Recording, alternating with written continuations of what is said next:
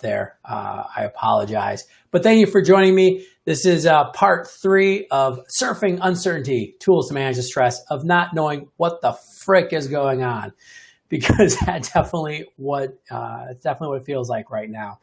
And, I kind of started doing this on Monday just because I wanted to throw a couple ideas out there. We've gotten some really positive feedback from people. So I'm going to continue to share some ideas throughout the week, actually. I'm always going to pop on at 11 a.m. Central for about 15 minutes or so if you'd like to join. We also are streaming these into our YouTube channel, so you can also watch these later or share them with friends. And I think we're going to do this next week as well, but we'll do a different topic because I only have so many ideas on how to deal with uncertainty. But hey, I hope wherever you are, you're doing okay. I hope that you're staying safe, following all these this fun social distancing and stuff like that. So today I want to talk about 3 very practical ideas, things that you can actually start doing today to deal with uncertainty. Yesterday, for example, we looked at 3 kind of philosophical or more strategic approaches to managing uncertainty. And really, everything's uncertain right now, but we are kind of looking at the professional space, whether you are looking at your career, whether you're an entrepreneur, you're in sales, how to really manage the uncertainty that I feel has always been there, but we've been able to kind of ignore for the past little bit. And so now we're just being faced with the fact that, yeah, this is an uncertain world. It's one that we don't really control. Hey, Devin, how you doing? Great. Thanks for joining us. So here's 3 tips I want to give you. So I'm going to give you 3 tools, ways that you can start to, manage the uncertainty that you're facing right now. But this uncertainty is going to definitely be with us for a while, maybe for a long while. And I think that there's things you can do to manage this.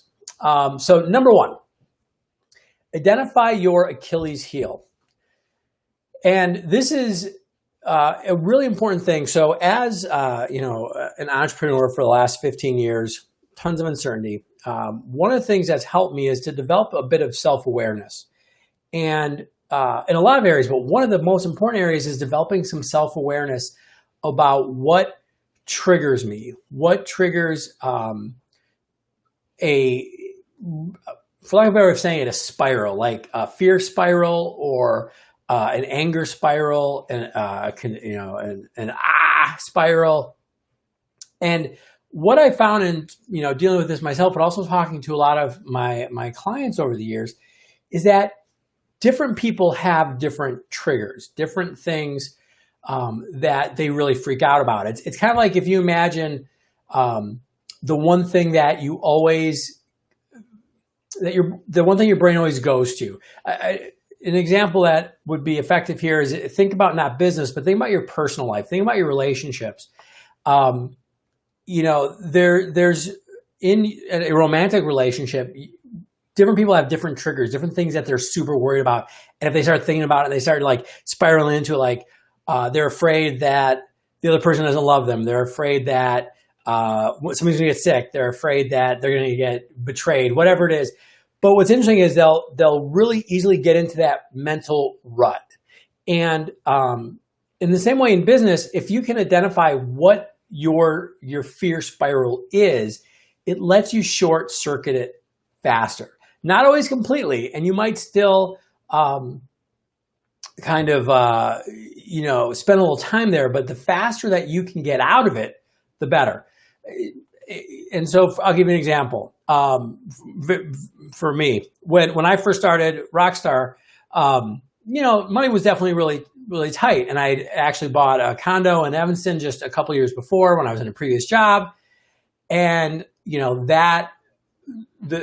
that caused one of my big fear, ruts to be paying the mortgage. Can I pay the mortgage? Can I pay the mortgage? Oh my God. If, I don't get this client or this goes wrong or this goes bad, oh, boom, I'm never going to pay my mortgage. I'm going to be out on the street. It's going to be horrible. And I could totally just get myself into this tizzy. And actually, there's a tool that Dale Carnegie wrote about, not in How to Win Friends and Influence People, but his other one, How to Stop Worrying and Start Living, I think is the name of it. And it's an old book, so we'll forgive him the cheesy title. But one of the things he would always say, he suggested, is you should always write down the worst possible thing that can happen and then identify it and then start to realize, oh, maybe it's not going to happen. And then also realize, well, what can I do to prevent that from happening? So when you think about what the uncertain world is going to bring, figure out again, what is that neural pathway in your brain that really is just your kryptonite? And I suggest writing it down today, tomorrow, the next day. Just write down what you're really afraid is going to happen. By the way, maybe it will. We don't know. That's the problem with uncertainty. We don't know. But if you can really identify it, and also what happens is then you can, with the people that you care about, that love you, you can kind of share those, and you'll realize that they have different things, different issues. So they can sometimes be like, no, you're going to be okay. They can give you some of that space, which can be really valuable. So that's the first thing I would suggest, is that you identify for yourself what's going to be the area that's really, again, your kryptonite, your Achilles heel. And then you can start to work around how to protect that. So number 2, this is going to be, some of you are going to have a little friction on this one. Limit your information. Now might sound super strange, because information is valuable, information is important, we need information. But one of the things that I've realized is that in the environment we live in this environment of media saturation, 24-hour news channels, social media, there is so much just bombarding us, right? So let's be very specific here. Let's look at this pandemic we're dealing with. Information is helping because we're able to spread information more quickly, but it also can spread misinformation. It also can just make us much more fearful. Contrast this with the flu epidemic in 1918, where much, much worse, but it would be hard for people to get information, right? It would be, they didn't have Twitter, they didn't have CNN or BBC coming right into their phone.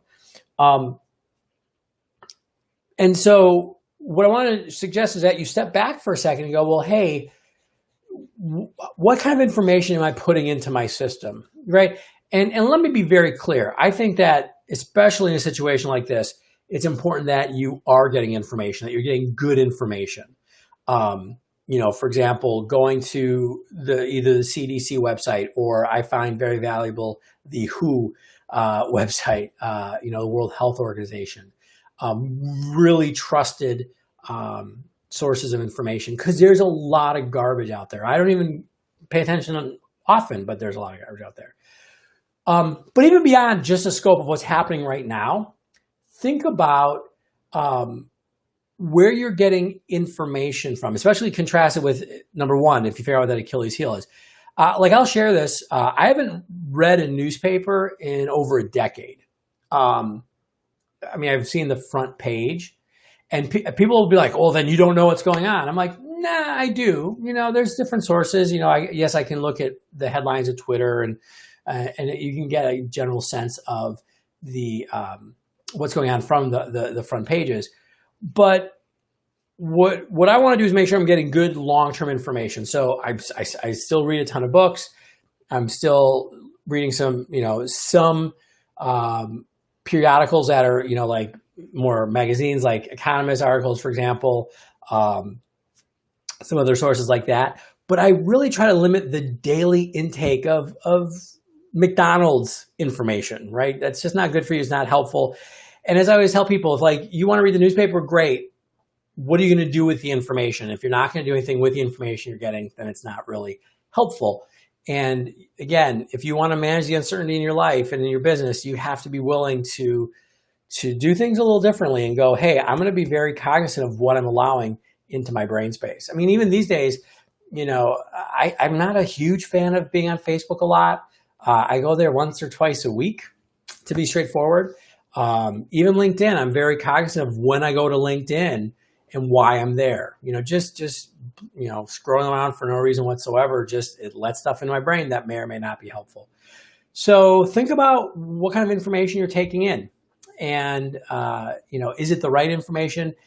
And by right, I don't mean is it factual? Is it stuff that's going to help reinforce your ability to move forward? Okay. So that's the second thing. And the third thing I'm going to suggest to you is that, and this may sound a little strange, emotional stability is really critical in times of uncertainty. Now, yes, I started off by saying I think all times are uncertain. So yes, emotional stability is important. Now, I'm not a psychologist or a psychiatrist. We could bring my wife in here, who is a psychologist. She'd be, in some ways, better equipped to talk about emotional health. But I do think I can speak to something as far as when I say emotional stability, it's about taking care of yourself so that you can respond well. Something that's been really important for me is developing a meditation practice in my day. And some of you might be doing that already. Some of you are like, oh, meditation, like whatever. If it's not meditation, that's fine. If it's prayer, if you have a religious or spiritual path that works for you, whatever it is, but finding time to take space, things like getting enough sleep and just self-care in general is so important. And here's why. So the universe and the world and business is throwing stuff at you. Your baseline ability to respond is kind of your physical, mental, and emotional health. That's, so if it's compromised, you're going to do a bad job of responding. Again, an example, if you have ever hung out with your friends or a significant other when you're hangry or when they're hangry, right? Their blood sugar is low. It's just, things are not good. It's never a good situation. Like me and my wife trying to decide where to get food when the restaurants were still open. When we're both hungry, oh my God, how much harder is that, right? And you've probably had that experience. So we always try to make sure we decide early in the morning, like, hey, we have date night tonight. Where are we going? Let's figure that out now. So in times of stress like we have right now, figure out some ways to go like, hey, how can I put some self-care into my day, which is going to be harder now, right? So, for example, my wife, who I've mentioned a couple times, is a therapist, just started working from home, doing telehealth, which is fantastic. But we also have an 8-month-old, and we have a nanny, and we have a 2-bedroom condo that we were, looking to move out of, which might get pushed back a little bit. That's life. That's uncertainty. There's a lot going on. So for me to find time to do my meditation, I'm trying to wake up earlier, go sit in the car sometimes, but just giving myself that decompression lets me then go in to be more effective. I had a client who is a very successful entrepreneur. Worked with him as he was building his business. He actually just sold it about a year ago for a nice chunk of change. I think an amount of money that all of us would be like, okay, if it was in our checking account. But it was really funny because he was really driven. He was really he's still very driven. But one of the things when he was first working with his team and building up, he'd get super stressed out. And we had this kind of shorthand where I'd be like, go take a nap. And he really fought for a while. I'm like, go take a nap. And every time he did that, he came back with better ideas and better ways of responding to his business and to his team and all the stresses that he had. And hey, if you can take a nap today, that's fantastic. That might not be an option for you. But understand that the idea of self-care and finding space and creating that mental, emotional health, that isn't that's a nice fuzzy feeling. That's a nice to have. It is a must have because you cannot respond to anything, to the world, to business, to this uncertainty at a level greater than that baseline. So if you're just tapped, if you're just out of it, out of energy and out of reserves, you're in trouble. And especially, again, we've got a lot of people. You might have your kids working from home right now. As you're working from home, your kids are home from school. There's a lot. I get it. But even just find a way to create some sort of care for yourself on a mental and emotional level actually will have a huge impact, not only now, but down the line. So those are 3 ideas that I want to share with you about ways of managing this uncertainty. Figuring out exactly what your specific mental wiring will suggest as the things to fear, and then looking for ways to combat that. Looking for ways to limit your information, whether that's being cognizant of newspapers, where you're surfing online, when and what and who you're talking to through Facebook and other social media platforms. But again, really paying attention to, you'd pay attention to the food you bring into your body. So pay attention to the food you're bringing into your mind. And third, always strive for that emotional stability. Finding ways, whether it's prayer, meditation, some other form of self-care, but again, giving yourself the tools, the ability to actually enact these tools, right? And with that, thank you so much for spending a few minutes with me this morning. Again, I'm going to come back at you tomorrow at 11 a.m. and Friday at 11 a.m. Central Time. Feel free to share this with any of your friends if you think it would be useful to them. If there's any other way that I can be of service, please don't hesitate to reach out. Let me know. Also, I think in the comment section here on LinkedIn, I know we have the links to the first two videos that were done on Monday and Tuesday, and you can just watch them on YouTube and even, set them to 1.5 speed, and so you can even digest it more quickly. And other than that, I've been telling everybody, be patient, be kind. These are stressful times. Even all of the tools I'm talking about, it's not about using them at 100% capacity, but even if you can just move the needle a little bit in your business, we will get through this. I'm not a big celebrity follower. I said I'm not even on Twitter very often or Facebook, but I did see on Twitter a video by Matthew McConaughey.